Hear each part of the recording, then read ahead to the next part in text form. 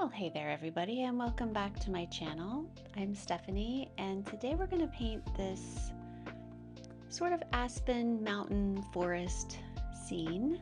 Super simple, out of watercolors, and I hope you enjoy it and find this helpful.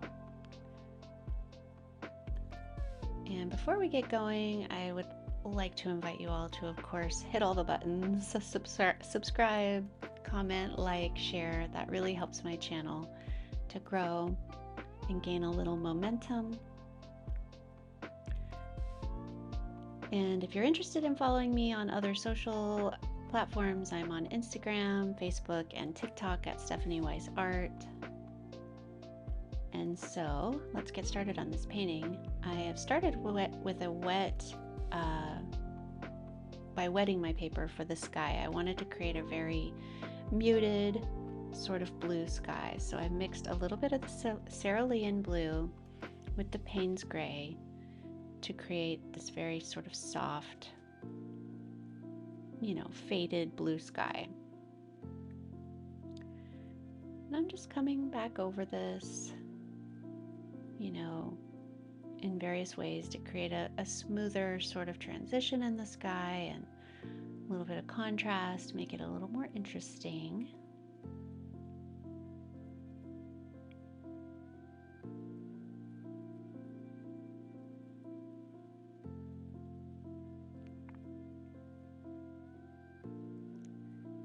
Mixing a little bit of the burnt umber, and this is of course now dry paper, wet on dry paper. A little bit of dog hair. I struggled with a little bit of dog hair creating this one. I have a dog, and inevitably his dog hair finds my artwork, my wet paint. It's just a thing. But yeah, just outlining this trail in this burnt umber color, and now a little sap green to create the forest floor that we're making here.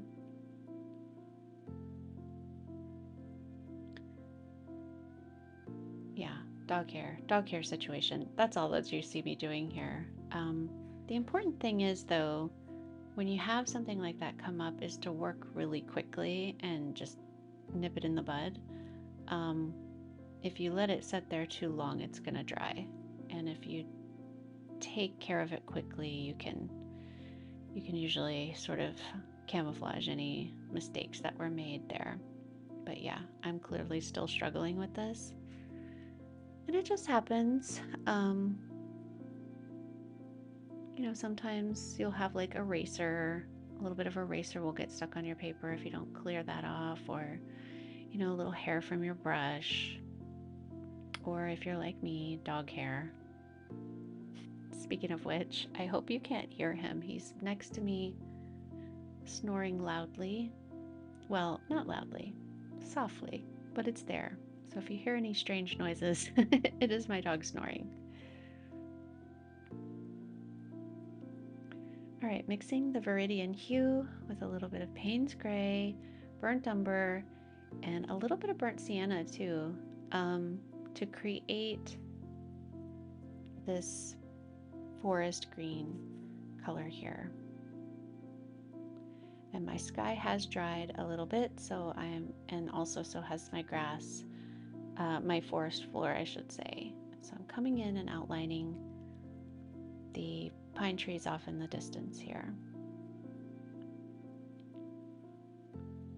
And this doesn't have to be perfect.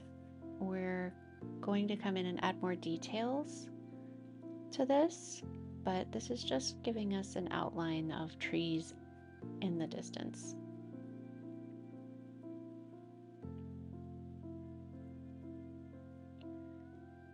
And so one thing about this painting is, and just in general, I think it happens for any artist, is to become comfortable with changing the plan. In this painting, you can see I'm painting these trees, but I eventually decided I wanted a mountain in the background. And I probably should have started with the mountain in the background before I add these trees, but I didn't. It was just something that was kind of adapted as I got through the painting. That's something for me personally, I can only visualize so much. It's not until I get into the actual painting and see how it's going to realize what it needs sometimes, or what I wish was there. And so you know, things happen out of order, and that's okay. I think that's part of becoming an artist, is just learning to just adapt and keep creating the painting that you want.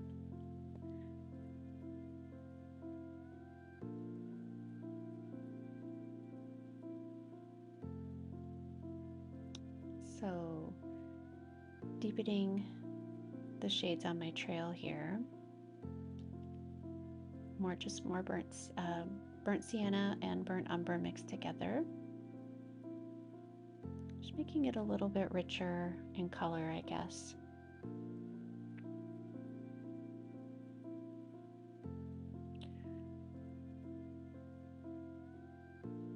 And so, like I was saying, is, you know, I kind of went out of order on this. But it happens and it's okay. I've mentioned this before a few times on this channel. I am self-taught, and so, you know, I don't always know like the right way to do things. I just know how to fix things and how to make them look cool. And so that's a lot of what, you know, you might learn from an artist like myself, is like, well, this isn't maybe like the proper way to do something, but we can still make a cool piece of art. So, all right, a little bit of a deeper shade of that sap green, which, by the way, the sap green, I think it might be my favorite color in this little palette.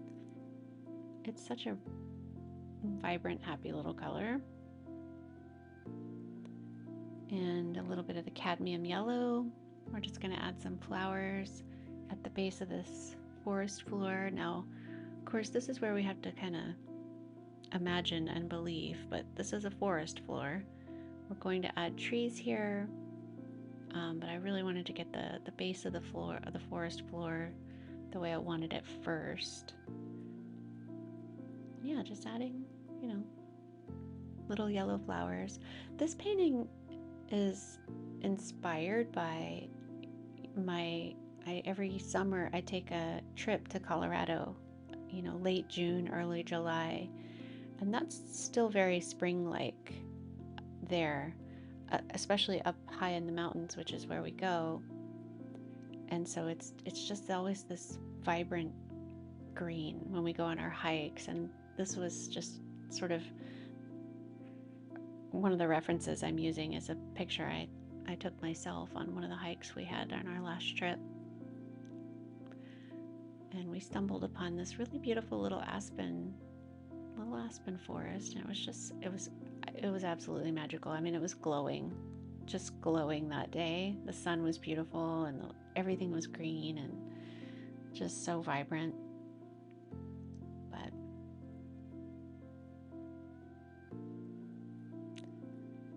so you can see a little bit of my sap green has bled into my trees back there, and that is okay. Sometimes that's not okay, but in this case, I'm okay with it. If I weren't okay with this, I would have picked this up with a damp or a dry paper towel as quickly as possible so that this bleeding didn't happen. But I'm really okay with it. We're going to add more things, and I think it will look really cool and fine. But yeah, just taking now the Viridian Hue mixed with Sap Green and just, again, adding a little more depth to this forest floor here.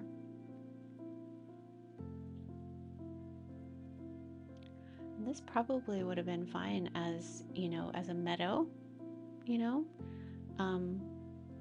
as a mountaintop meadow or something, but take it a little farther. I'm excited to show you what we do with it.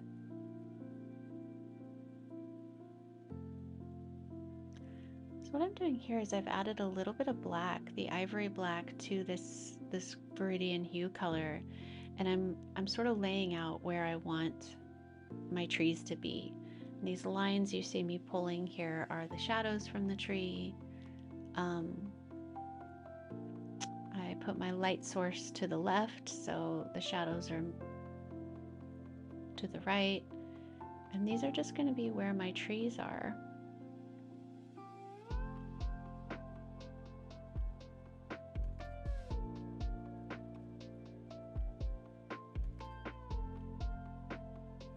And again, I'm just doing this very lightly. The paint is still pretty wet with the forest green, or I'm sorry, the sap green color, the forest floor. So this is just like barely a thing.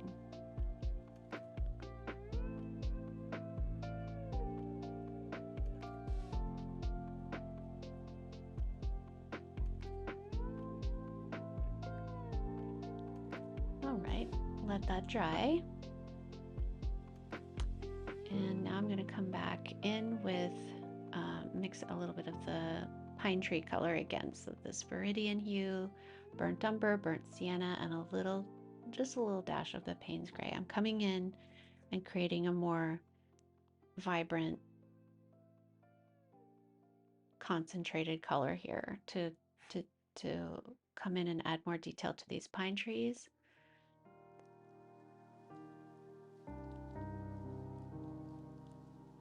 And this is just a very simple sort of back and forth kind of swishing I'm doing with my brush.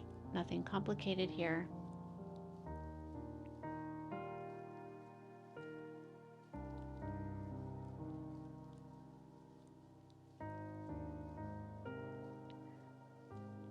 And pine trees are pretty, I love pine trees. I love painting them because first of all, they're very simple to paint, but they always look pretty cool.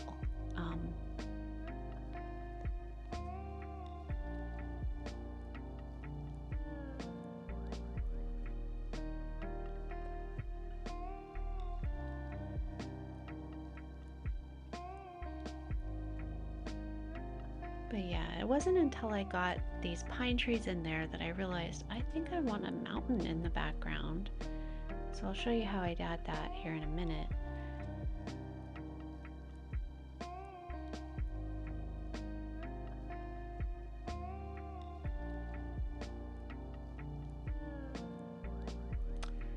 But pine trees are pretty simple. They tend to either fan up or fan down, and my advice would be to just pick a direction and go with that. Mine are fanning up.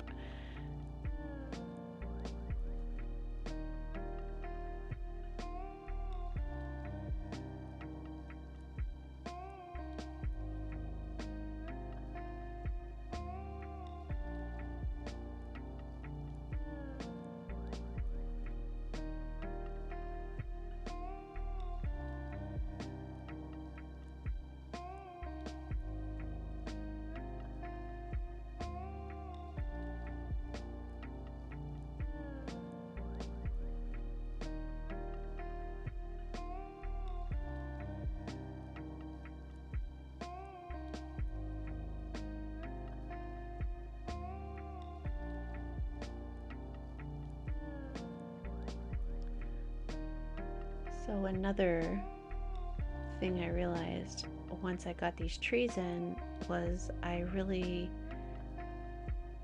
wanted the appearance of more trees behind them, and so I'll go back in here in just a minute. I'll show you what I do and just create trees off in the distance. And again, that's probably something I should have done first. I kind of did, but it didn't quite translate. So I go in and I kind of fix it a little bit. And really, you know, I guess that's really kind of the message I'm trying to share with you today, is just there's no mistakes really in art when you know how to fix them. I think the only really like unfixable thing is really when you overwork. And I think that's probably a challenge for most artists, is knowing when to stop. I know it certainly is for me. It's always the hardest part. I'm really trying to adopt the less is more kind of vibe, but you know, it really is sometimes very difficult. There's that old saying of like, the artist is their own worst critic, and I think that's where a lot of the overworking tends to come from, where it's just like you feel like this could be a little bit better. But so I'm diluting this color a little bit, and now the trees have dried a little bit, and so I'm diluting this and adding just another layer of trees behind it. Just kind of very quietly back there, nothing too crazy.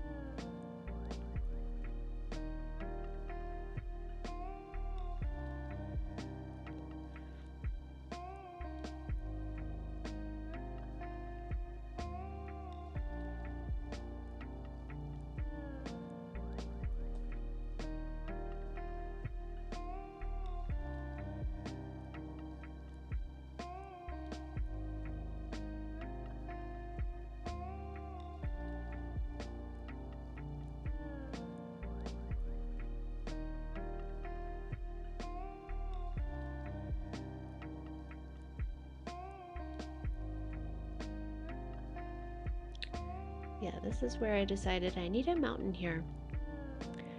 And so we're going to add a mountain in here with a little bit of super light Payne's gray. Just draw a little outline of a mountain. In the back here, super faded, as you can see. We'll add a little bit of color to that. Also, my trees have dried, by the way, and that's really important if you're going to go about this way, is to let the trees dry. Otherwise it would bleed and make a mess.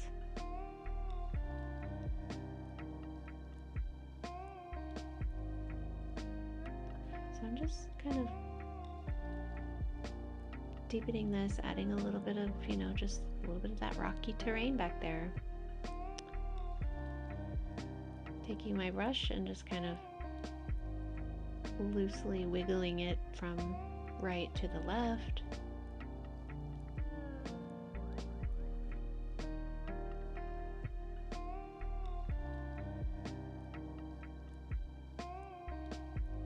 And then you can see my wetting my brush and just pulling it down.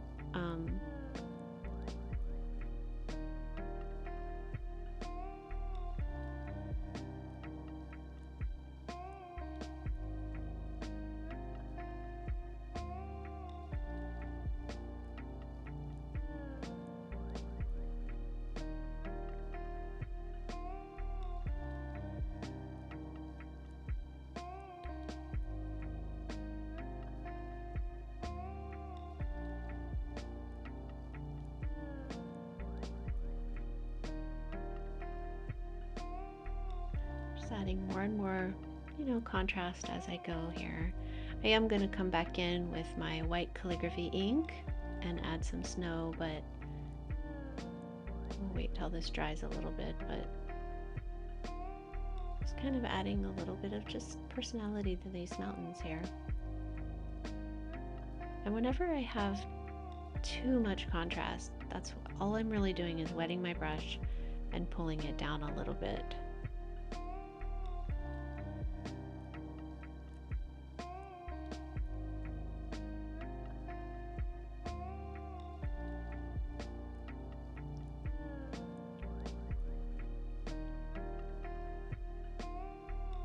Coming back in now with more of the Cadmium Yellow and Sap Green. We're just kind of adding more definition to this forest floor here.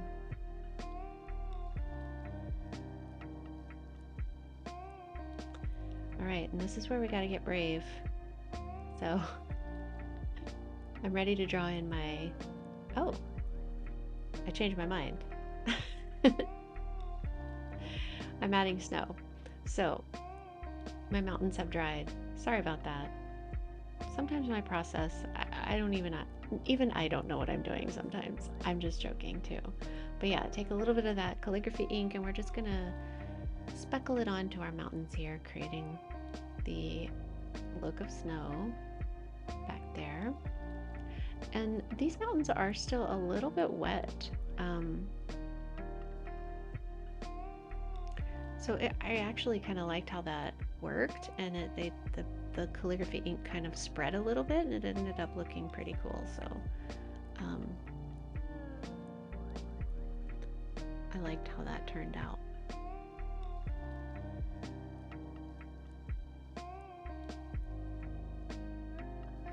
All right, it has dried now, and I'm working with my Ivory Black now. And this is where, right? Yeah. This is where you got to get kind of brave and just jump into things. So I've decided where I'm going to put my trees, and now I'm just going in. You got to just go in sometimes as an artist, and completely draw right over what might otherwise be a pretty painting by itself. But we're going to keep going. So you just have to, this can be I guess what I'm getting at is this can be one of the harder things, I think, is like things are going well so far and now I'm just going to paint lines over it. Okay, here we go. But you know, that's what you got to do. But these are the shadows of our trees, by the way. These are the trunks, the shadow side of our trunk of our tree. And so I'm pulling, this is just Ivory Black, and I'm pulling very thin lines all the way up. So I'm not going to worry about leaves or branches on these trees at this time. We're going to just, these are very tall trees here, and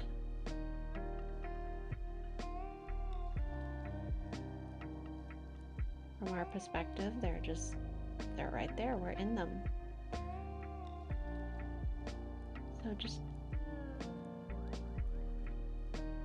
you know, really committing. That's kind of, that's really the point. We're, you know, when you're making a piece of art like this, you just have to kind of commit, you know, and that's one of the great things I think about watercolor, especially. It's like, it's, you work fast, you work really quickly. It's not a huge time commitment. Or investment. Okay, I'm pulling out the calligraphy ink, the white calligraphy ink, and we're just gonna remember where our shadows are. So we're gonna make sure that we get our white on the right side of the tree, or technically it's the left side of the tree. Remember the light source is on the left, so making sure to remember where your light's coming from. But like I was saying, yeah, watercolor, that's one of the things I love about it is that it is such a, it's a beautiful medium. You can create beautiful pieces of art without, you know, a giant time investment, without a lot of even materials and things aren't that much of an expense. It's a very easy hobby to kind of, not easy, but accessible hobby. You know, you can just pack up your stuff and do this pretty much anywhere. You're not going to make a huge mess. So that's one of the things I really love about watercolors is, you know, and it's also one of the beautiful things, and I say this as an acrylic artist, acrylic painter, is, you know, with watercolor, you don't even really have to clean up. You can come in and use the colors that are dried on your palette. I think that's pretty cool. You just re-wet them and they're usable again. So that's really neat.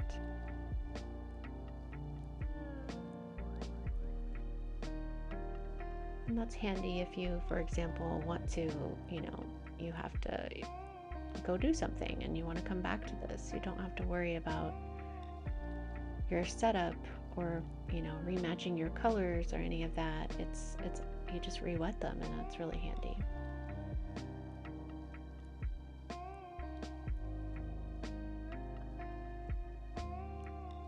By the way, all the materials you need for this painting are listed in the description below.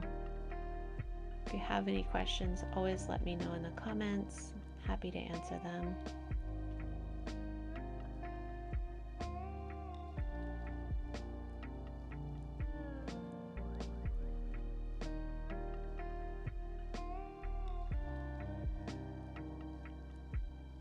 So I'm actually going to add 2 layers of this white calligraphy ink. This is the first layer. So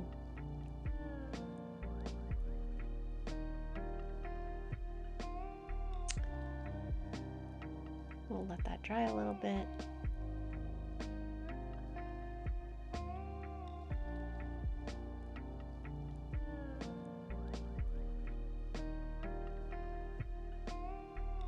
Then we'll go back over them a second time.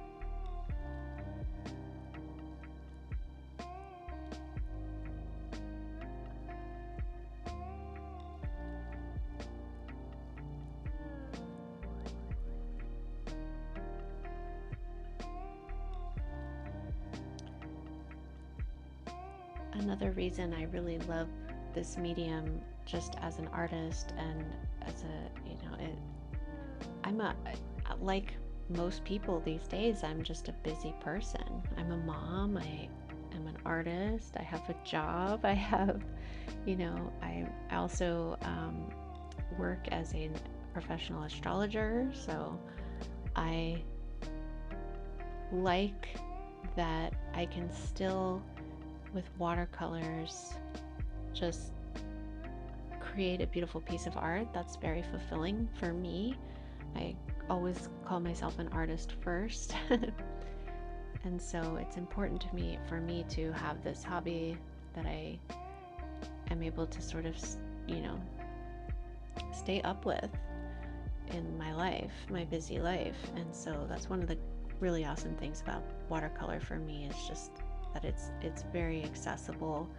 You know, the setup isn't too much, and you know, a little kit like this one I'm working with here is, you can set this up anywhere. So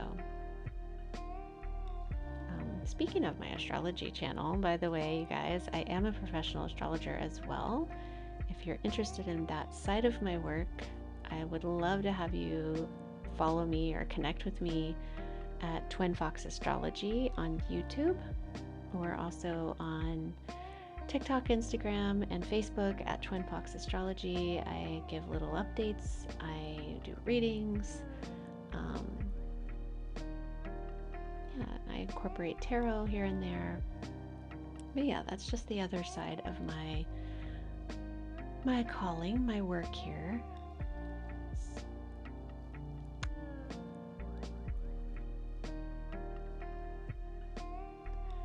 Just kind of filling in the forest floor a little bit more.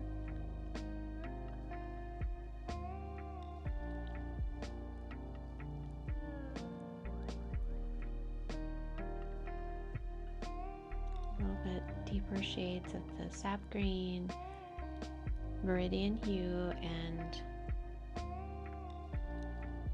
a little bit of the yellow too. And of course, you know,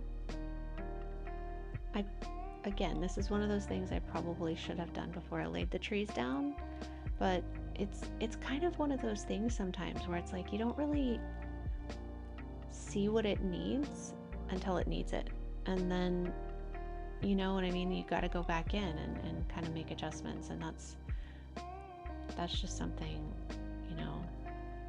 I suppose that's one of the things that I've always felt like I've never regretted not having any sort of education or like schooling in art. But that's where I come close, is I feel like sometimes I wish I knew, I wish I could do a better job of like seeing the end or picture in my mind. Maybe that's something school can't teach, but I really can't. It's not until I get going that I'm like, oh, okay, there needs to be a mountain back here. I should have done that 2 steps ago, but you know, it is what it is. And I still think, you know, it doesn't ultimately matter as long as the end result is something you're happy with, which for this one I am. But I do wonder if it would save me sometimes. I do end up having to go back and fix things here and there. So just adding a little bit more shadow at the base of these trees. This is just a little bit of black added to my sap green color.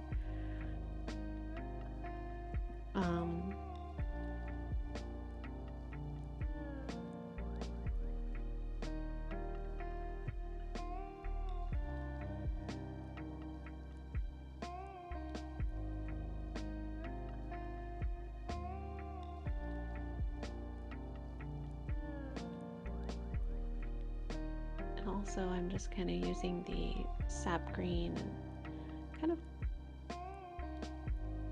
going up the base of these trees, pulling out these shadows a little bit.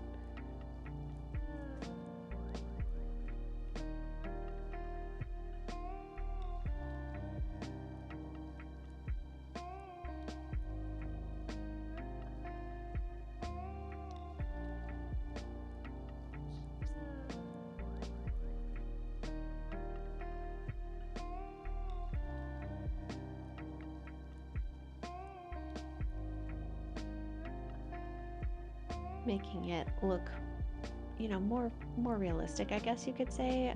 Not that this looks realistic, but you know what I mean, like a little bit of, you know, that foliage around the base of the trees.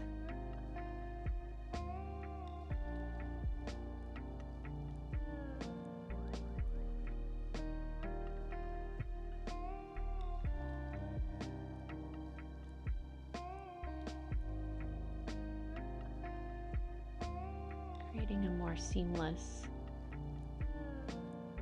look, I guess, between the trees in the back and the hill and the trail there.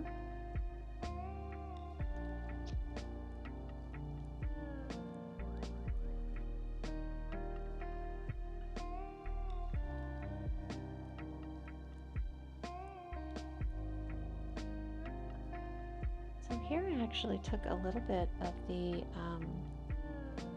lemon yellow. I'm just trying to add another sort of, it's really thick, I'm using here just to kind of blend a little bit of this.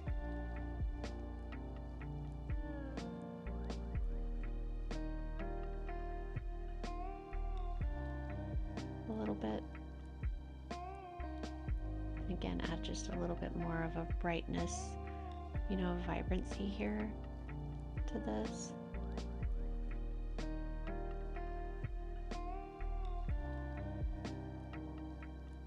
I'm happy with how that turned out.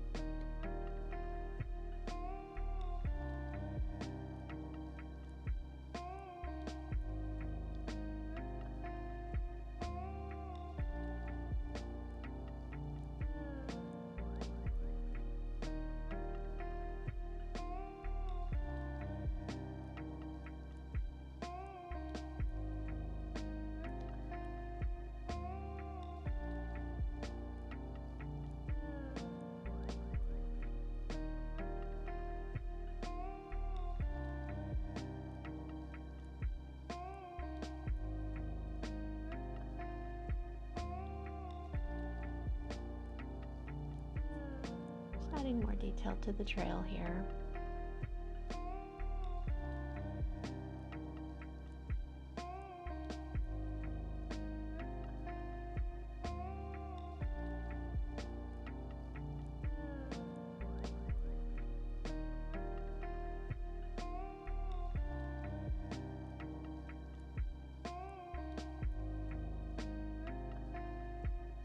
The next thing, I'm just mixed up a little bit of the Ivory Black, and I'm adding just random notches in these trees here. This is very simple.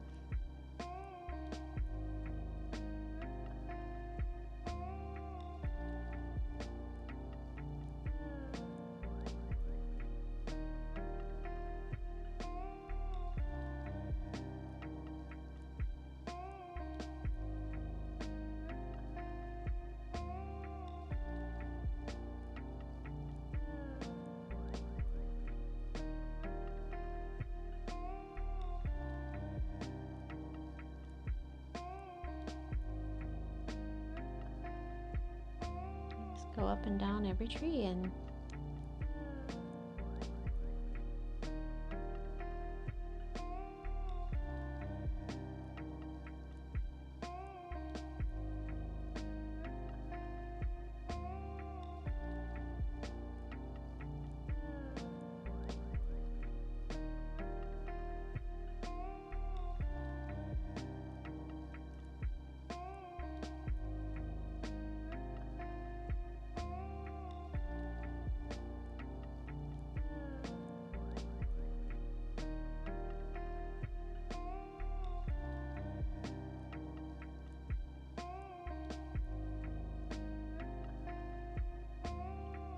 And the cool thing about this is this is completely random. You don't even have to think about it.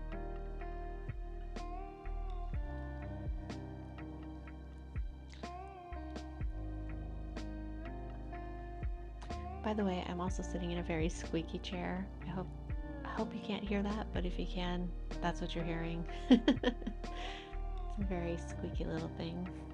I've got a squeaky chair and a snoring dog.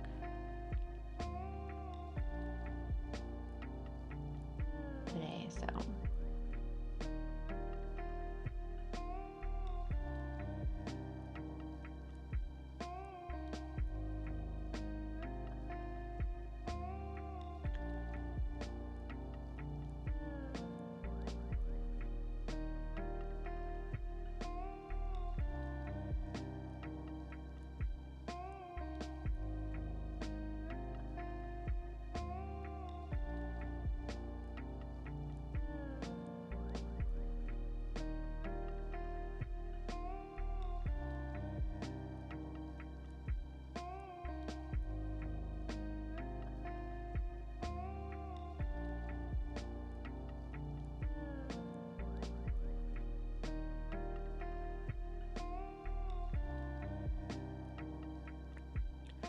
So here my black notches in the trees have dried, and what I've done is I've just taken a little bit of the diluted black color and I'm drawing just barely a hint of a shadow up the right side of the tree here.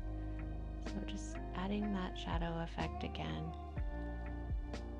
very loosely and lightly. I also noticed one of my trees didn't have any notches, so I came back to add that.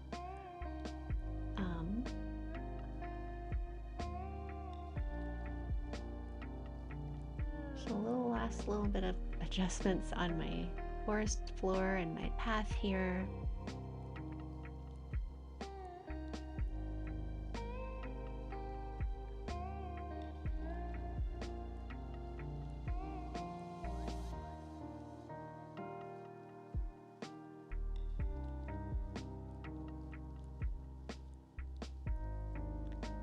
A little more contrast on my mountains, which I probably didn't need, but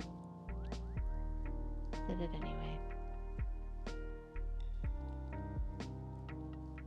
I really liked this color palette I used today. I hope you did too. I'm just coming in here and adding a little more detail and depth to the floor of the forest. It felt still feels a little light to me. So I wanted to make it a little darker, and this is just a little bit of the Sap Green and the Viridian Hue just coming in, and little dabs here and there. I think that's about it for this one. Fixing a few spots here and there, but I hope that you have... Oh, what am I doing? What am I up to? Oh, okay, yeah, I did this. I took a little bit of the white with the yellow, the lemon hue, and I just to lighten it back up again.